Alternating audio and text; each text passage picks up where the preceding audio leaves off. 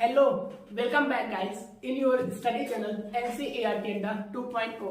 Guys आज का जो सेशन होगा हमारा बेसिक इंग्लिश ग्रामर पे होगा, जहाँ पे आज हम देखेंगे नंबर्स, जेंडर, डिग्री और आर्टिकल। बेसिकली जो टॉपिक है आपके बोर्ड एग्जाम के हिसाब से बात पढ़ा रहे हैं, तो इसमें डिटेल चर्चा नहीं करेंगे, बस इंट्रोडक्शन देखेंगे कि हमको एग्जाम किस तरह से अगर आगे एग्जाम में तो किस तरह से टिक करना है, हमें अपना आंसर किस तरह से देना है। तो ज्यादा डीप बातें करेंगे नहीं आज की लेक्चर में, शॉर्टकट देखेंगे। शॉर्ट में देखेंगे नंबर क्या होते हैं, जेंडर क्या होता है, डिग्री क्या होता है, देन उसके लास्ट में आर्टिकल देखेंगे कि आर्टिकल क्या होता है। ठीक है, तो अगर हम बात करें, अब हम आते हैं अपने अगले टॉपिक आर्टिकल की तरफ, है ना। अभी हमने नंबर पढ़ा, जेंडर पढ़ा, डिग्री पढ़ लिया, अब देखते हैं आर्टिकल क्या होता है ना। तो आर्टिकल बेसिकली 3 टाइप के होते हैं। कितने? 3 तरह के होते हैं आर्टिकल। आर्टिकल 2 तरह के होते हैं, ठीक है। आर्टिकल कितने तरह के होते हैं? 2 तरह के होते हैं। वो 3 में फॉर्म निकल गए थे। आर्टिकल कितने होते हैं? 2 तरह से, ठीक है। कौन कौन से होते हैं सर? 2। अगर मैं बात करूं तो आर्टिकल कौन कौन से होते हैं? 2 सर। एक होता है डेफिनाइट आर्टिकल,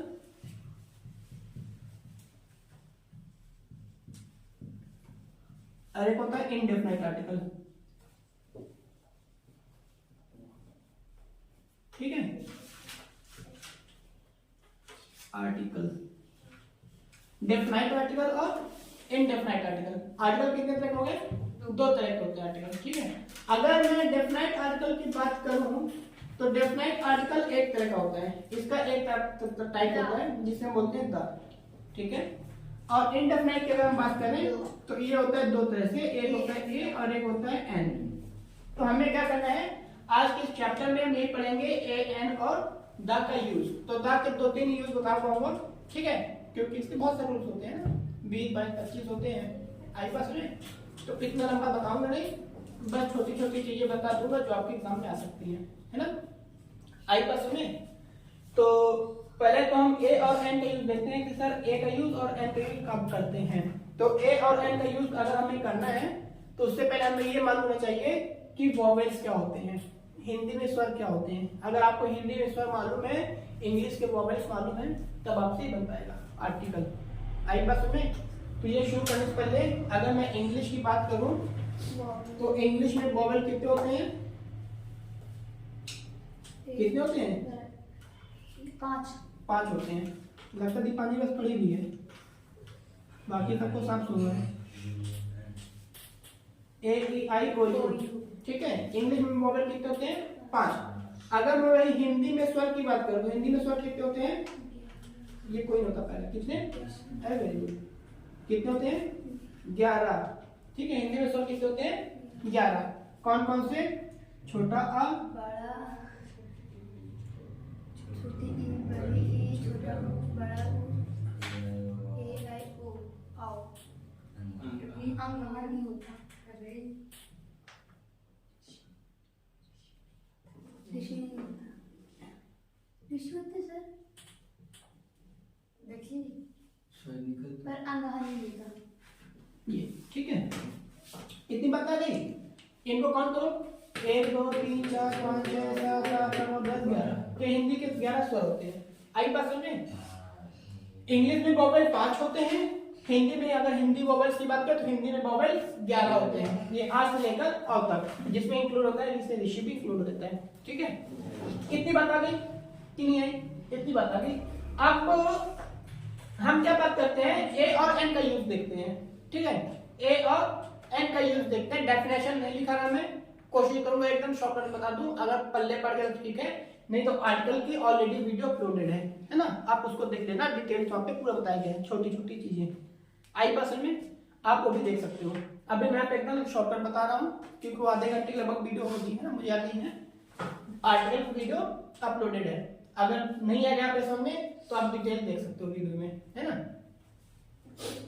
अब देखो बेटा, अगर ए और एन का यूज हम बात करें तो वोवेल साउंड के साथ हिंदी में, हिंदी वोवेल साउंड इंग्लिश से मतलब नहीं रखना मेरे को, इंग्लिश से मतलब नहीं रखना है कि इंग्लिश में क्या। अगर हिंदी वोवेल साउंड आपका क्या है, हिंदी अरे यार अच्छा हिंदी वोवेल साउंड, अगर हिंदी का साउंड कैसा है ऐसा लिखो, हिंदी साउंड, ठीक है। हिंदी साउंड मतलब जो आप बता रहे हिंदी साउंड कैसा होता है, देखो भी पहले समझ लो, पहले समझ लो फिर लिखना। हिंदी साउंड, हिंदी साउंड अगर आपका क्या वोवेल है, क्या है वोवेल है, तो क्या लगाओगे आप एन, क्या लगाओगे एन का यूज करना है, बस सिंपल सी बात है। हिंदी का साउंड अगर वोवेल है तो आप एन लगाओगे, अगर हिंदी का साउंड आपका कॉन्सोनेंट है तो आ लगेगा।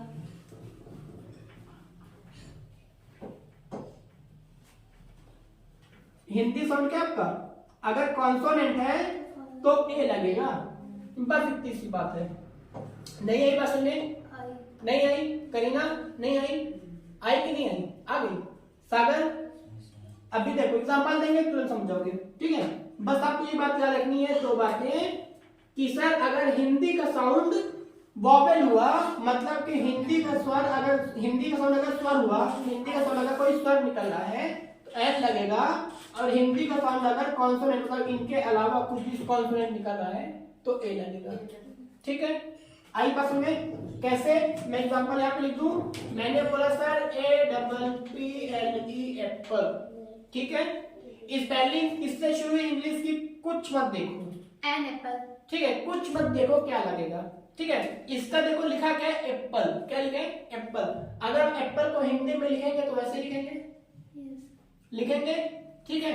स्पेलिंग इंग्लिश किससे शुरू मतलब नहीं है, हिंदी का देखो, हिंदी साउंड क्या निकल रही है ए से, एप्पल निकला है, क्या लिखा है एप्पल, ए क्या है आपका सर, ए क्या है वोवेल है, ए क्या है स्वर है ना, ए क्या है स्वर है, हिंदी का वोवेल बोल सकते हो ना, हिंदी का वोवेल है कि नहीं है, तो वोवेल साउंड सब क्या रहेगा एन, बस। नहीं बस समझे, आई कि नहीं आई। एक एग्जांपल देखो, बच्चे ज्यादातर कंफ्यूज रहते हैं, इसमें वही लिख रहा हूं मैं, यूनिवर्सिटी, हाँ वेरी गुड। एक UMBRELLA अम्ब्रेला, UNIVERSITY यूनिवर्सिटी, इसमें आ लगेगा यूनिवर्सिटी में, ठीक है। अब देखो बेटा, अब दो स्पेलिंग लिखा मैं यहाँ पे, दोनों की स्पेलिंग यू से शुरू हुई है। मैंने क्या बोला कि आप स्पेलिंग मार दो गोली, स्पेलिंग से ध्यान देना कि स्पेलिंग किससे शुरू हुई।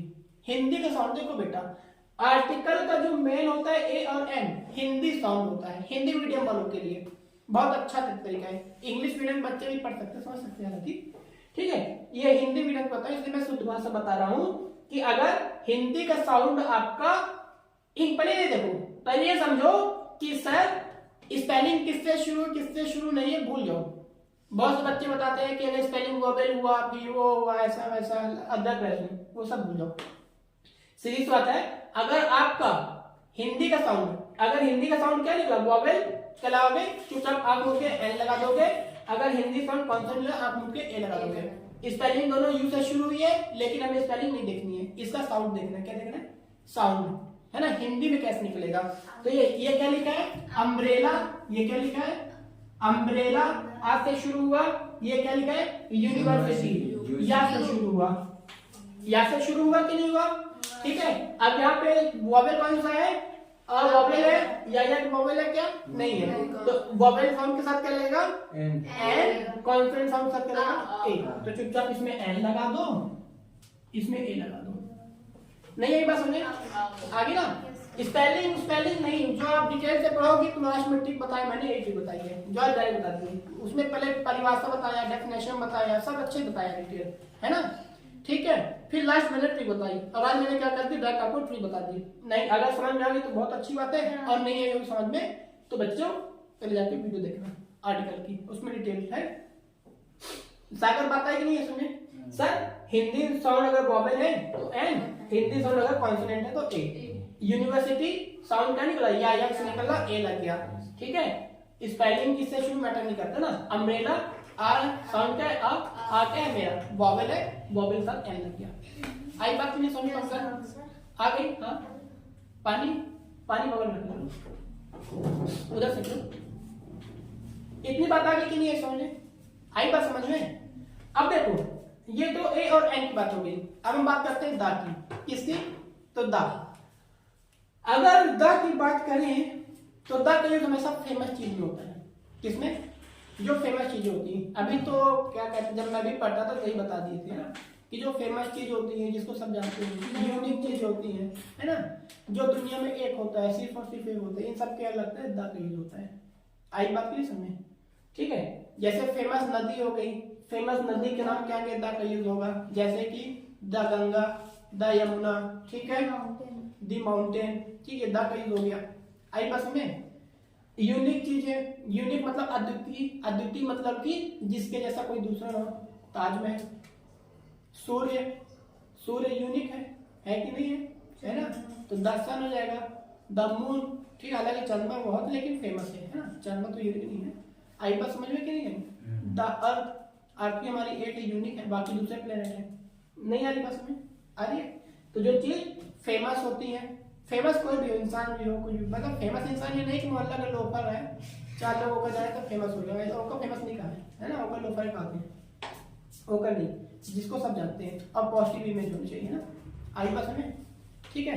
माउंटेन के नाम, जो फेमस माउंटेन्स होते हैं, पीक ऑफ माउंटेन, हिमालय की चोटी हो रहा है, इनमें भी द का यूज होता है। तो जो वो चीज सुपरलेटिव डिग्री में द का यूज होता है ना। गुड, बेटर, बेस्ट, गुड पे यूज नहीं होगा था, बेटर में नहीं होगा, लेकिन बेटर द का यूज होगा। ठीक है। She is the best girl in all, ये ही इज द बेटर नहीं बोलेंगे, शी इज द बोल सकते हैं, शी इज द बेस्ट। ठीक है। तो सुपरलेटिव डिग्री में द का यूज होता है। आई बस में सुपरलेटिव डिग्री में द का यूज होता है। और अगर मैं बात करूं द का, क्या लिख दूं, यहाँ पे लिखा थोड़ा सा ना, ज्यादा नहीं लिखा, थोड़ा सा लिखूंगा। पहला क्या था, सुपरलेटिव डिग्री,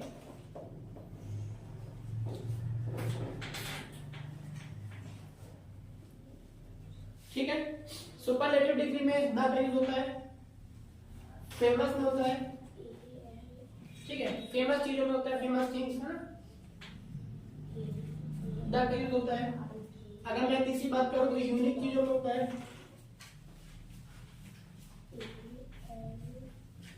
यूनिक थिंग समझ गई ना, यूनिक थिंग मतलब अद्वितीय चीजें जिसकी जैसा कोई दूसरा ना हो। ठीक है, ठीक है।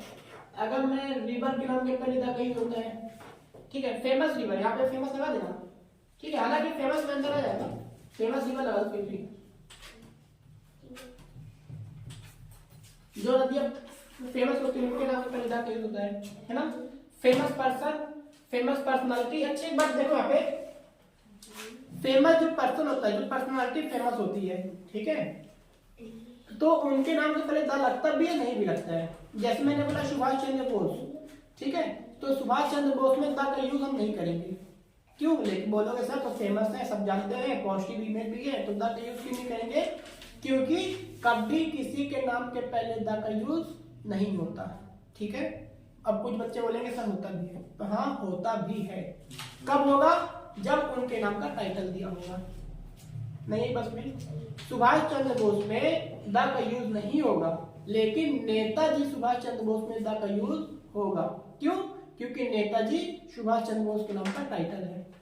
गांधी जी में द का यूज नहीं होगा, लेकिन महात्मा गांधी में होगा, महात्मा के उनका नाम का टाइटल है। नरेंद्र मोदी में द का यूज नहीं होगा, लेकिन प्रधानमंत्री नरेंद्र मोदी में द का यूज होगा। क्यों? प्रधानमंत्री के नाम का टाइटल है, पीएम नरेंद्र मोदी। आई बात सुने? तो याद रखना, कभी अगर किसी के नाम का सिंपल नाम लिख दिया तो द का यूज आप नहीं करोगे, नो आर्टिकल लग जाएगा, वहां पे कोई आर्टिकल नहीं लगेगा। ठीक है। लेकिन अगर उसके नाम का टाइटल दिया है तो फिर द का यूज आप कर सकते हो। इतनी बात आई कि नहीं? तो लिखो, बाकी जो डिटेल चर्चा है अगली वीडियो देखेंगे हम, है ना।